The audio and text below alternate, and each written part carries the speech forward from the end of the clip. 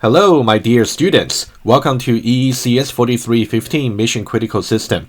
If you took the predecessor course, EECS 3342 System Specification Refinements with me last winter, it's so nice to see you again. If you didn't take that course with me, welcome to my course. So in this course, we're actually going to continue with a consistent theme, which is about using formal methods to specify and verify mission critical or safety critical system. What we did in EECS 3342 last year in the previous course was to use the so-called theorem proving approach using sequence style calculus to prove properties of your system like invariant preservation and also deadlock freedom. So these will be the ideas which I can also try to remind you as we go through the course in the lecture. But in the lab, we're actually going to get you hopefully as much exposure as possible to the so-called model checking approach. Again, let me highlight. In 3342, you did something called theorem proving, mostly on the paper. And in this course, we're going to show you an approach that has been used quite intensively in the industry called model checking approach.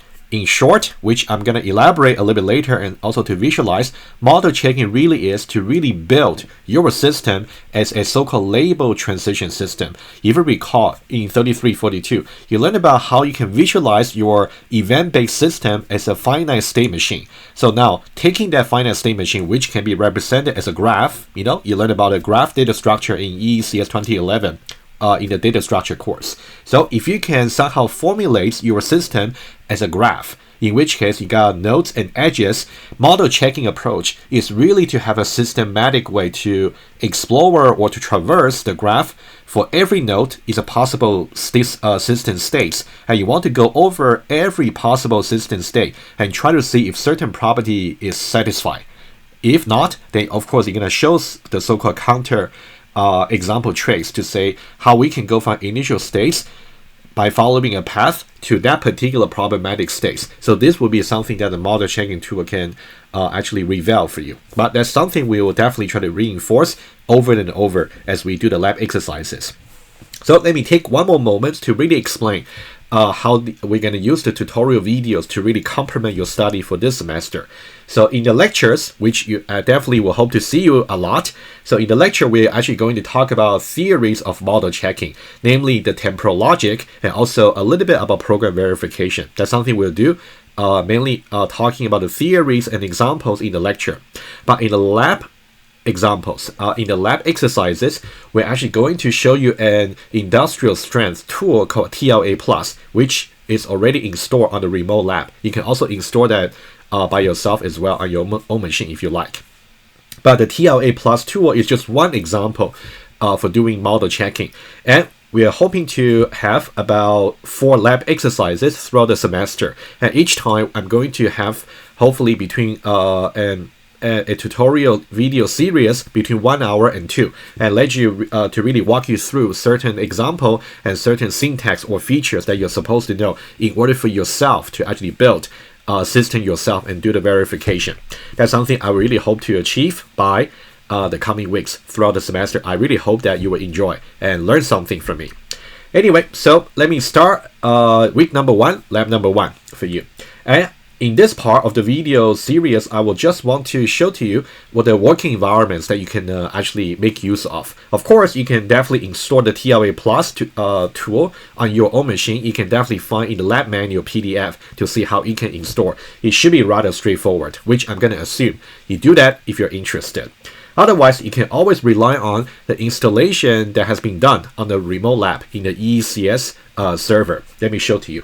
I presume every one of you know about this link of the remote lab. I think this one here has been used, since the lockdown 2 years ago. So in case you need to access the link, I will include it in the video description section. You can definitely click on that on the YouTube video.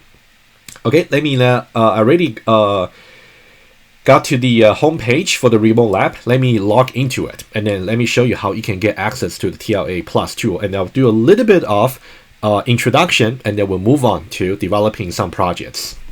Okay, so let me use my student account as Jackie, and of course for yours, it's going to be something else. But I'm pretty sure you got some EECS account for yourself already. If you haven't, you can also see the lab menu to see how you can activate one account. right? So I'm going to just use the safe password and log in. And the remote lab has been very, very useful because all you need will be just a web browser, and you don't need to experience any hassle of installing the software. Okay, so I would suggest click under the EA. So these are the machines used by the prison lab, in the Lausanne building, and they are usually not very busy. Sometimes when you click on the machine over here, when you try to connect, it wouldn't show any connection successful sign, in which case most likely it's because some other course maybe is having some in-lab test at that moment, in which case you cannot really connect to the machine, in which case you will just have to wait for another hour or so and then keep trying. But for now, I think I should be okay. So let me click on one of the machine under EA, and hopefully connection will go through very quickly, right? Please wait, and then now we're okay. So this will be a sign that I have successfully connected. If you haven't seen this one just yet, most likely at this point there might be some lab test going on somewhere, right? So you're gonna click on activities over here, and for now I don't see any TLA plus tool. I'm going to show to you how you can add it to one of the favorite, just for your convenience, at least for this semester. There are two ways for you to actually get access to the TLA plus tool. You can either type over here and search for TLA. Okay, you will see the TLA plus toolbox. That's one way to actually get access to it. And you can right click on that, and then you can say add to favorites over here. As soon as I say that, you can see now if I go back to activities over here, let me click on that again. You can see now TLA plus tools is already there, right? That's how you add it. You can, and next time when I log in, I can just click on that.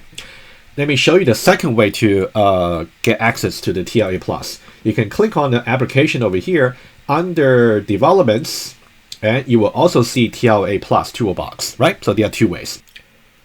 Before we launch the TLA Plus Toolbox, I would like to do one preparation job together with you, which is to create a common workspace for all the projects or modules you're going to build throughout the course. Of course, these projects will include those that will be required for you to submit the labs, and also those you can simply do some experiment by yourself. Remember, the best way to learn is by doing. I will definitely encourage you to try different small projects yourself, just to get more familiar with the concept and also examples, even create new example for yourself, so you will feel much more confident when it comes to exam or the programming tests.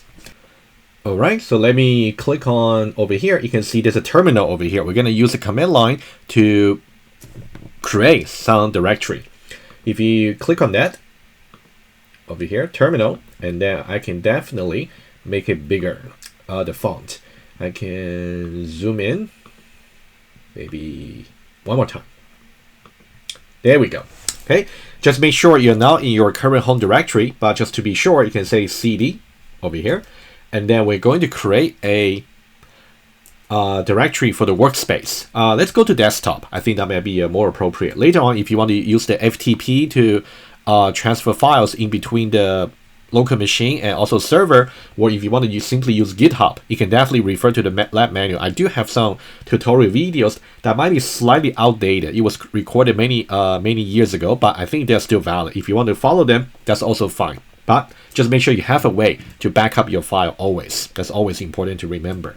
So here, let's say we go to desktop, right? You can also use tilde if you want to denote your home directory.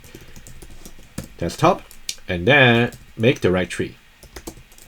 And here the name is pretty much up to you, but I would say choose the name to be as informative as possible. Let's say this. I can choose workspace. Let's say EECS 4315. And you can feel free to add also the current term. You can put Winter 23 or whatever term it is. Okay, let me just put 4315.